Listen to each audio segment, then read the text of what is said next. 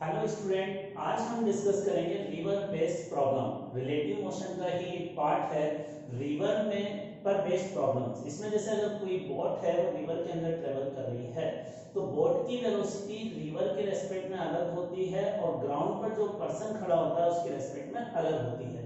तो उन्हीं चीजों को हम डिस्कस कर रहे हैं। जैसे हम ये कंसीडर करते हैं कि ये रिवर, इसमें पानी इस डायरेक्शन में फ्लो हो रहा है और रिवर के अंदर जो पानी फ्लो कर रहा है उस पानी के फ्लो होने की वेलोसिटी को हम वी आर के सिंबल से डिनोट करते हैं।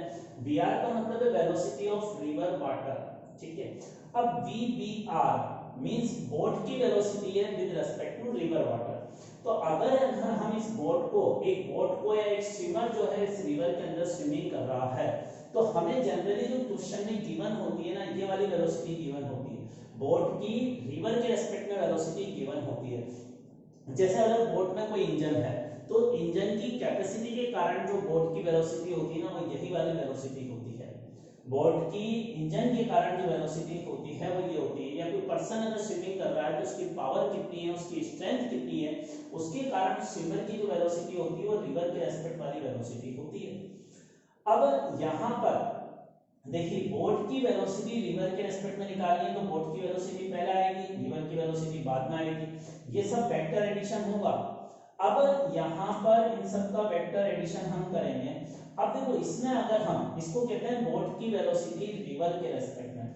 अगर मान लो रिवर की वेलोसिटी जीरो हो, रिवर की वेलोसिटी अगर जीरो हो तो बोट की जो रिवर के रेस्पेक्ट में वेलोसिटी है वो बोट की वेलोसिटी के बराबर होगी। इसका मतलब क्या हो गया, अगर हम ये कह रहे हैं कि रिवर की वेलोसिटी जीरो है, इसका मतलब क्या है, देखिए मैं अगर ये लिख रहा हूं कि वेलोसिटी ऑफ रिवर जीरो है, इसका मतलब है इन स्टिल वाटर, वाटर अगर रेस्ट कंडीशन में है, वाटर अगर रेस्ट कंडीशन में है तो स्टिल वाटर, रिवर के वाटर की वेलोसिटी अगर जीरो है तो यहाँ रिवर की वेलोसिटी को जीरो रखूंगा तो जो बोट की वेलोसिटी आएगी वही रिलेटिव वेलोसिटी के बराबर होगी। तो जनरली हमें क्वेश्चन में क्या होता है, क्वेश्चन में इस तरह से लिखता है कि बोट की velocity in still water 2 metre per second है। अगर हमें क्वेश्चन में इस तरह की लैंग्वेज लिखी हो, क्वेश्चन में लैंग्वेज इस तरह से लिखी होती है, velocity of boat in still water is 2 metre per second. अब देखो, वेलोसिटी ऑफ बोट दे रखा है in still water is this one. अब इससे ज्यादातर स्टूडेंट में कंफ्यूजन क्या होता है, सर वेलोसिटी ऑफ बोट लिखा हुआ है ना, तो वेलोसिटी ऑफ बोट ये नहीं लिखा हुआ किसके रेस्पेक्ट में, तो ये बोट की ग्राउंड के रेस्पेक्ट में वेलोसिटी है, ये गलत है। वेलोसिटी ऑफ बोट लिखा हुआ है इन स्टिल वाटर, जब वाटर रेस्ट में हो तो बेसिकली ये क्या है, बोट की वेलोसिटी रिवर के रेस्पेक्ट में है 2 मीटर पर सेकंड के बराबर। अभी अगर रिवर फ्लो नहीं कर रही तो ये बोट की वेलोसिटी ग्राउंड के रेस्पेक्ट में भी यही होगी। लेकिन अब ये वेलोसिटी जो है फिक्स हो जाती है कि उसकी कैपेसिटी, उसकी पावर, स्ट्रेंथ के कारण ये वेलोसिटी है इसके बराबर। अब अगर रिवर फ्लो करेगी तो बोट की वेलोसिटी ग्राउंड के रेस्पेक्ट में कुछ और होगी। तो ये इसका मतलब होता है। तो ये ध्यान रखना, इस लैंग्वेज का मतलब अच्छी तरह से समझ लो। जनरली क्वेश्चन में लैंग्वेज लिखी होती है velocity of boat in still water is this one, इसका मतलब है बोट की वेलोसिटी रिवर के रेस्पेक्ट में। अब देखिए, अगर मान लो यहां एक पॉइंट है, ये दूसरा पॉइंट है ए से बी तक। अगर कोई पर्सन ए से बी जा रहा है या कोई बोट ए से बी जा रही है, ए से बी का मतलब बोट की वेलोसिटी वही है जो रिवर के फ्लो होने की वेलोसिटी है, तो इसको हम कहते हैं कि बोट डाउन स्ट्रीम में जा रही है, इसको हम कहते हैं डाउन स्ट्रीम। और अगर बी से ए आना होता है तो ये कहलाता है अप स्ट्रीम, इसको हम कहते हैं अप स्ट्रीम। क्लियर? तो डाउन स्ट्रीम, अप स्ट्रीम, इनकी मीनिंग यह है।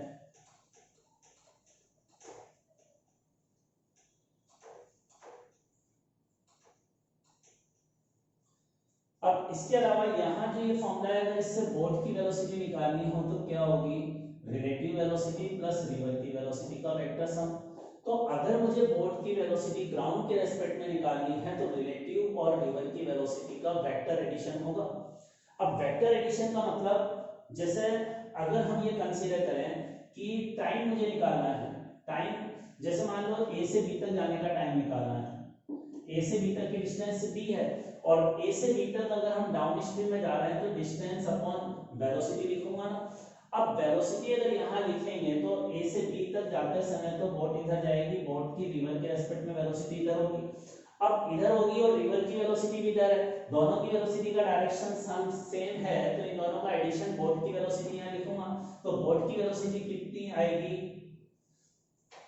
भाई, ए से बी तक जो डिस्टेंस है वो ग्राउंड के रेस्पेक्ट में डिस्टेंस है, और ग्राउंड के रेस्पेक्ट में जो बोट की वेलोसिटी होती है उससे डिवाइड करो, तो टाइम इज इक्वल टू, हम फॉर्मूला लगा रहे हैं distance upon velocity, time is equal to, ये फॉर्मूला हम अप्लाई करेंगे। अब इस फॉर्मूले को अप्लाई करते समय अगर हमें ए से बी तक जाना है डाउन स्ट्रीम में, तो डाउन स्ट्रीम में बोट की वेलोसिटी क्या होगी, इन दोनों वेलोसिटी का वेक्टर सम, और डाउन स्ट्रीम में दोनों वेलोसिटी सेम डायरेक्शन में, बोट को इधर ही चलाएंगे तभी डाउन, तो इनको ऐड कर देंगे V B R plus V R, और अगर आप स्ट्रीम में निकालेंगे बी से ए बोट आ रही होगी तो दोनों का डायरेक्शन अपोजिट होगा तो माइनस करेंगे, तो ये टाइम होगा। तो डाउन स्ट्रीम में टाइम ए से बी तक पहुंचने में ये लगेगा, अप स्ट्रीम में टाइम ये लगेगा।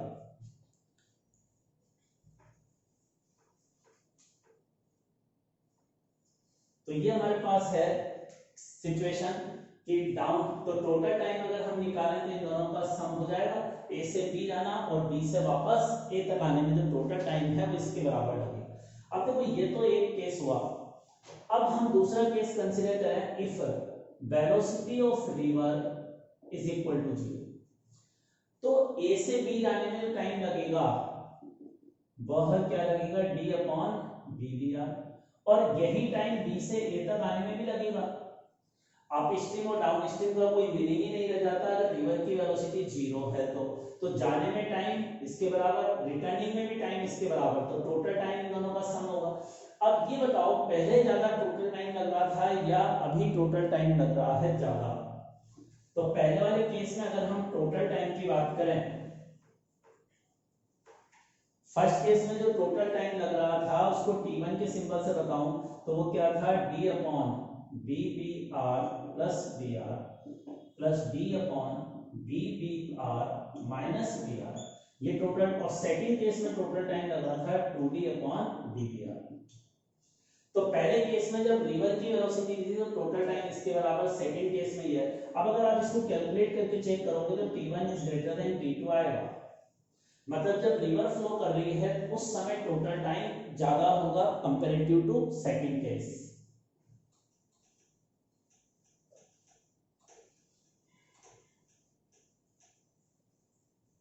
अब देखो ये तो हमने सिंपल केस कंसीडर किया है कि रिवर की वेलोसिटी, जो बोट की वेलोसिटी है वो रिवर के फ्लो के डायरेक्शन में है, लेकिन अगर हमें क्रॉस द रिवर, अब सेकंड केस लेते हैं, टू क्रॉस द रिवर, मतलब यह है कि रिवर इस डायरेक्शन में फ्लो कर रही है और एक पर्सन को यहां से चलकर दूसरे किनारे पे पहुंचना है। अब मान लेते हैं रिवर की विड्थ d के बराबर है, अब अगर एक किनारे से दूसरे किनारे में जाना है तो मान लो वो अपनी वेलोसिटी, बोट की वेलोसिटी रिवर के रेस्पेक्ट में इधर रखता है थीटा एंगल पर, और रिवर की खुद की वेलोसिटी इधर है। अब रिवर की वेलोसिटी खुद की इधर है तो रिजल्टेंट वेलोसिटी क्या होगी,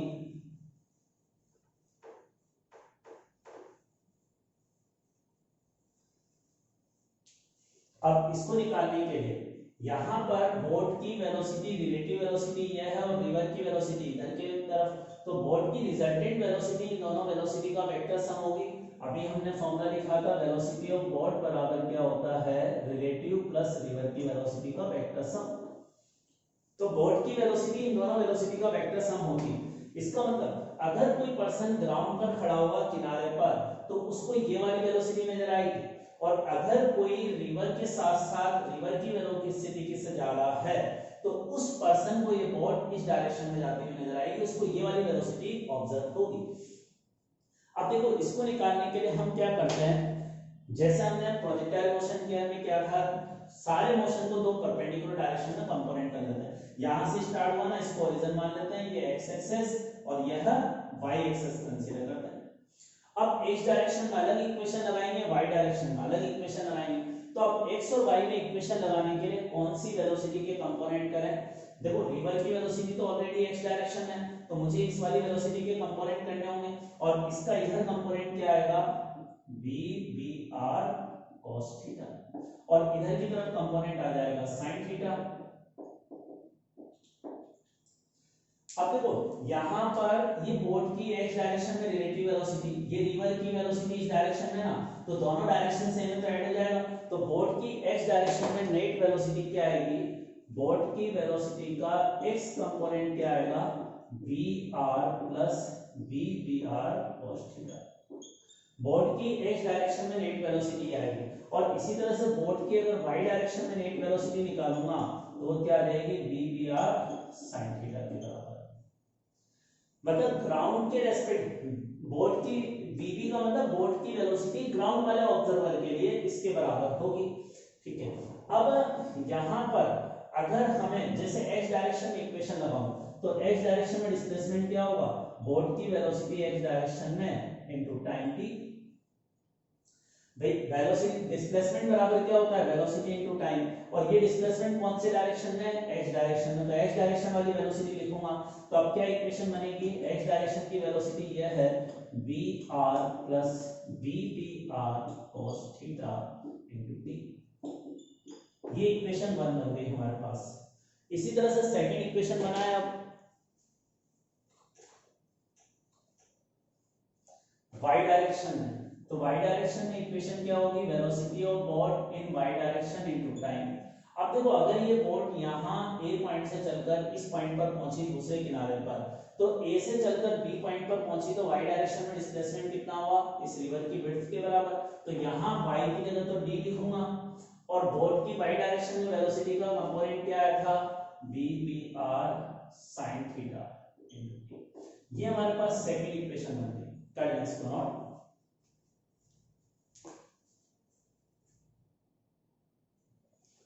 अब देखिए यहाँ पर ही हमने सेकंड इक्वेशन बना ली। अब यहाँ जो फर्स्ट इक्वेशन में x है, x का मतलब डिस्प्लेसमेंट इन x डायरेक्शन है, और x डायरेक्शन का मतलब है रिवर के फ्लो के डायरेक्शन में डिस्प्लेसमेंट, इसको हम ड्रिफ्ट भी कहते हैं, और displacement of boat in the direction of river flow, ये x का मतलब है। अब देखिए इसमें दो इंपॉर्टेंट केसेस हम डिस्कस करेंगे।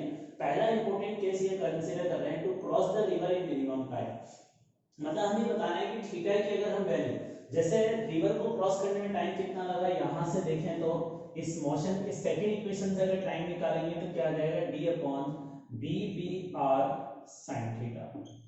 या अगर अब इसमें क्या होता है, जनरली हमारे पास जो बोट की रिलेटिव वेलोसिटी होती है और रिवर की विड्थ ये फिक्स होती है। हमारा जो वेरिएबल पैरामीटर होता है थीटा होता है, कि पर्सन को या बोट को किस डायरेक्शन में चलाएं, थीटा की क्या वैल्यू रखें कि बोट को क्रॉस करने में मिनिमम टाइम लगे। अब देखो यहाँ थीटा की वैल्यू बदलूंगा तो टाइम की वैल्यू बदलेगी, अगर d और ये वाली वेलोसिटी कांस्टेंट है, मैग्नीट्यूड में है, तो थीटा बदलने पर टाइम बदलेगा। तो हमें ये बताना है कि टाइम की मिनिमम वैल्यू क्या होगी कि रिवर को क्रॉस कर लें। तो देखो टाइम अगर मिनिमम निकालना है तो sin थीटा की मैक्सिमम वैल्यू होगी, और sin थीटा की मैक्सिमम वैल्यू क्या होती है, 1 के बराबर, तो sin थीटा की मैक्सिमम वैल्यू 1 के इक्वल होती है। अब इससे कांसेप्ट से हम सॉल्व करते हैं इसको, तो इसमें मिनिमम टाइम क्या आ जाएगा, मिनिमम टाइम होगा d अपॉन vbr। तो रिवर को क्रॉस करने में जो मिनिमम टाइम लगता है उसका फॉर्मूला यह है। अब देखो मिनिमम टाइम ये लगा, और ये कब लगेगा, जब sin थीटा मैक्सिमम 1 के बराबर होगा, इसका मतलब थीटा 90 डिग्री होगा, और थीटा 90 डिग्री होने का मतलब उस पर्सन को किस डायरेक्शन में या बोट को किस डायरेक्शन में चलाना होगा। जैसे ये है बोट, रिवर इधर फ्लो कर रही है, अब पर्सन को यहां से स्टार्ट होगा तो अपनी बोट का डायरेक्शन ऐसे रखना होगा। ये किसके बीच का एंगल था, theta, theta is the angle between relative velocity of boat and velocity of river.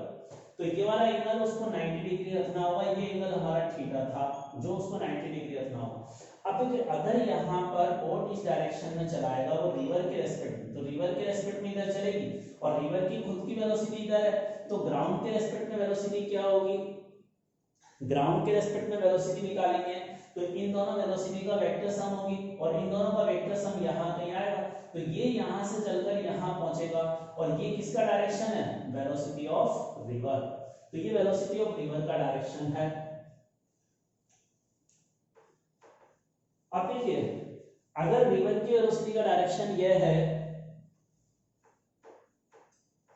Boat की वेलोसिटी का, ये बोट की, ये किसकी वेलोसिटी है, बोट की वेलोसिटी। अब बोट की वेलोसिटी कैसे निकाल सकता हूं, इसका मैग्नीट्यूड, यहां ये दो वेक्टर का रिजल्टेंट ये है और दोनों के बीच का एंगल 90 है, तो बोट की रिजल्टेंट वेलोसिटी क्या होगी इस वाले केस में, vr का स्क्वायर प्लस vbr का होल स्क्वायर। इससे हम बोट की वेलोसिटी, रिजल्टेंट वेलोसिटी निकाल सकते हैं।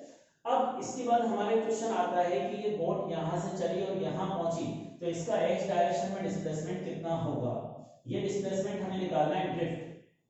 अब ड्रिफ्ट को निकालने के लिए यहां से टाइम की वैल्यू इस इक्वेशन में रख दूं तो हमारे पास ड्रिफ्ट आ जाएगा।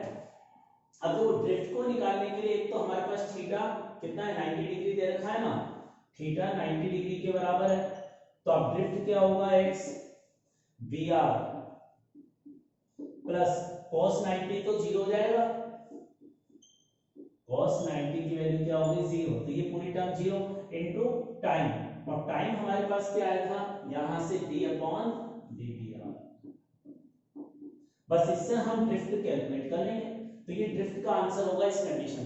तो हमें इस कंसेप्ट समझना है, अगर हमें क्वेश्चन में कहा जाए कि रिवर को मिनिमम टाइम में क्रॉस करना है तो बोट की वेलोसिटी को रिवर की फ्लो होने के डायरेक्शन के परपेंडिकुलर रखेंगे।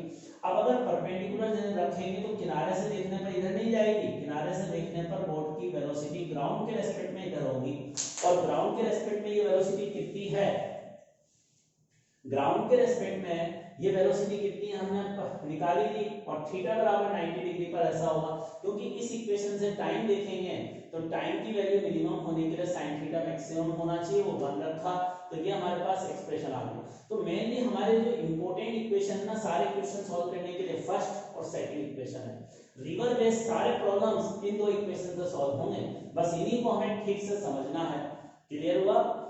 अब इसके बाद इस पर बेस्ड क्वेश्चन आसानी से कर ही लेंगे, ड्रिफ्ट वगैरह निकालना है डायरेक्ट क्वेश्चन। सेकंड केस पर आते हैं हम।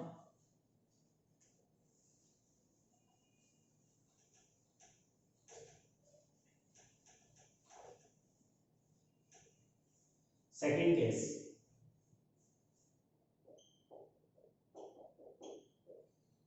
To cross the river in minimum distance or reach at just opposite end।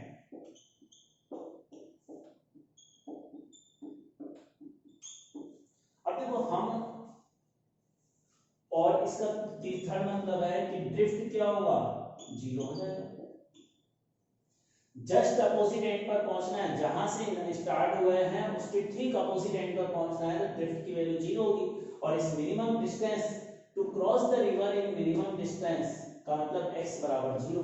लेकिन ये केस तभी पॉसिबल है जब बोट की वेलोसिटी, रिलेटिव वेलोसिटी रिवर के रेस्पेक्ट में ज्यादा हो। अब देखिए इसको कैसे निकालेंगे,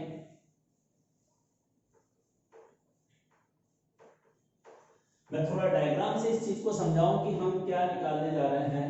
जैसे ये बोट रिवर है, इधर जा रही है, अब यहां से एक बोट चलना स्टार्ट होती है इस ए पॉइंट से, और उस बोट को यहां से ठीक अपोजिट एंड पर पहुंचना है। जस्ट अपोजिट एंड का मतलब यह है, यहां से अगर बोट स्टार्ट हुई है तो यह इस बी पॉइंट पर पहुंचनी चाहिए, और अगर बी पॉइंट पर पहुंचेगी तो रिवर को क्रॉस करने में बोट को मिनिमम डिस्टेंस भी चलनी पड़ेगी, तो ये हमारा केस है। और इसका डिस्प्लेसमेंट x डायरेक्शन में जीरो होगा, तो x डायरेक्शन में displacement zero, just opposite and minimum distance, तीनों का मतलब सेम है। लेकिन ऐसा तभी हो सकता है जब बोट की रिलेटिव वेलोसिटी रिवर की वेलोसिटी से ज्यादा हो।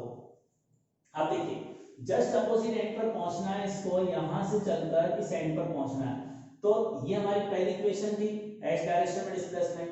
तो इस पहले वाले केस में अगर x बराबर जीरो रख दूं, x बराबर जीरो ही तो चाह रहे हैं हम, तो इस इक्वेशन में x बराबर जीरो रख देते हैं।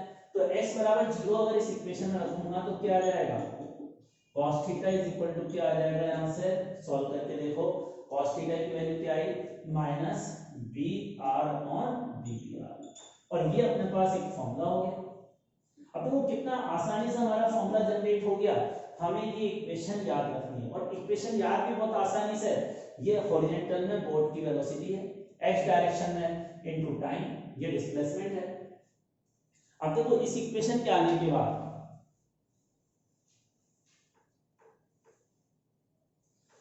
और ये कंडीशन भी इससे समझ में आएगी, ये cos थीटा की जो वैल्यू होती है ना, इसका मैग्नीट्यूड 1 से ज्यादा कभी भी नहीं हो सकता। अगर रिवर की वेलोसिटी ज्यादा होती बोट की रिलेटिव वेलोसिटी, तो इसका मैग्नीट्यूड 1 से ज्यादा होता, जो कि कभी भी पॉसिबल नहीं है।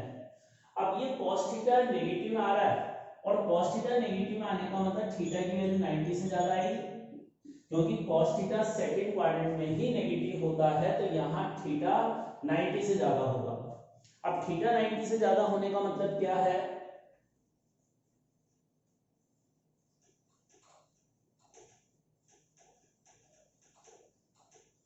हमें थोड़ा सा सिंबल का मीनिंग याद रखना पड़ेगा।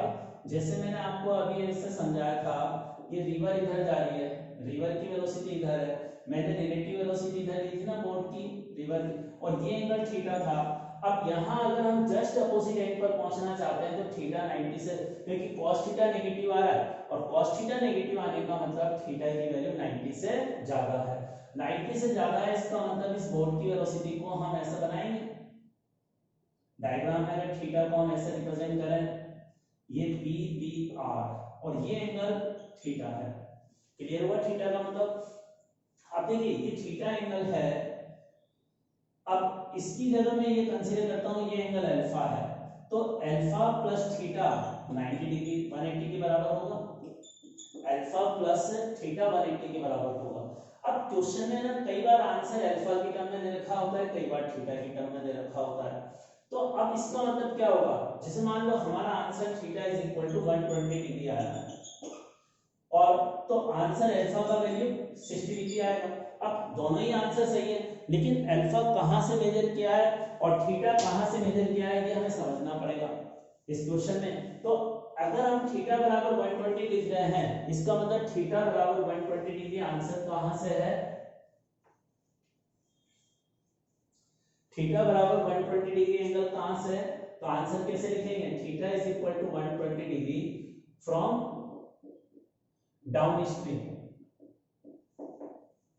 From downstream. ये एंगल 120 डिग्री जो है डाउन स्ट्रीम से है हमारा, ये एंगल 120 डिग्री डाउन स्ट्रीम से है। और अल्फा अगर आंसर लिखते हैं जो 60 डिग्री के बराबर है, it is from up stream. ये एंगल कहां से है? अप स्ट्रीम से है। अब देखिए यहां पर जैसे हमारे पास आंसर आया 120 डिग्री सॉल्व करने पर, इस पे वैल्यू रखने पर, तो थीटा 120 आया तो अल्फा 60 डिग्री होगा। तो आंसर जो चार ऑप्शन में देखेंगे 120 डिग्री फ्रॉम डाउन स्ट्रीम, यहाँ 120 ये वाली डाउन स्ट्रीम है ना, तो डाउन स्ट्रीम से एंगल मेजर करेंगे तो 120 है, और अप स्ट्रीम से एंगल मेजर करेंगे तो ये कितना है? 60 डिग्री के बराबर। तो ये इसका मतलब होगा। और एक और तरीका एंगल को मेजर करने का, ये एंगल फाई। अब फाई कितना होगा यहाँ ज्योमेट्री से? यहाँ पर एंगल अगर 60 डिग्री है, ये एंगल हमारे पास 60 डिग्री के बराबर है, तो फाई कितना होगा? 30 डिग्री होगा ना। अब फाई 30 डिग्री कैसे लिखूंगा आंसर? ये तीनों तरह के ऑप्शंस आते हैं, हमें क्वेश्चन समझना है, आंसर कैसे लिखना है वो हमें समझना होगा। अब अगर मैं 30 डिग्री लिख रहा हूं तो ये 30 डिग्री एंगल कहां से है? Perpendicular to river flow. ये लाइन कौन सी है? Perpendicular to river flow towards down upstream. ये एंगल किधर मेजर किया है? Towards upstream. तो इसको ऐसे लिखेंगे 30 degree from perpendicular to river flow, perpendicular to river flow towards upstream, towards upstream. ये इसका मतलब होगा। तो ये बहुत इंपॉर्टेंट है कि एक ही क्वेश्चन के हमारे तीन तीन आंसर है, हमें ऑप्शन में चेक करना होगा कि आंसर किस फॉर्मेट में हमें दे रखा है। चलिए अब इस वाली कंडीशन में क्या होगा? बोट जस्ट अपोजिट एंड पर पहुंच जाएगी। यहां से चलकर जस्ट अपोजिट एंड पर पहुंचेगी। इसका मतलब यह है जैसे ये रिवर हमने बनाई, अब यहां से स्टार्ट हुई और ये जस्ट अपोजिट एंड पर पहुंचने का मतलब इस डायरेक्शन में किसकी वेलोसिटी, बोट की ग्राउंड के रेस्पेक्ट में वेलोसिटी इधर है। अब ग्राउंड के रेस्पेक्ट में इधर है और रिलेटिव वेलोसिटी यहाँ कहीं है, velocity of boat with respect to river इधर है। ये एंगल हमने फाई कहा था ना, ये एंगल फाई के बराबर था और रिवर की वेलोसिटी इधर होती है, रिवर की वेलोसिटी इधर होती है। नाउ बोट की वेलोसिटी का डायरेक्शन क्या होता है,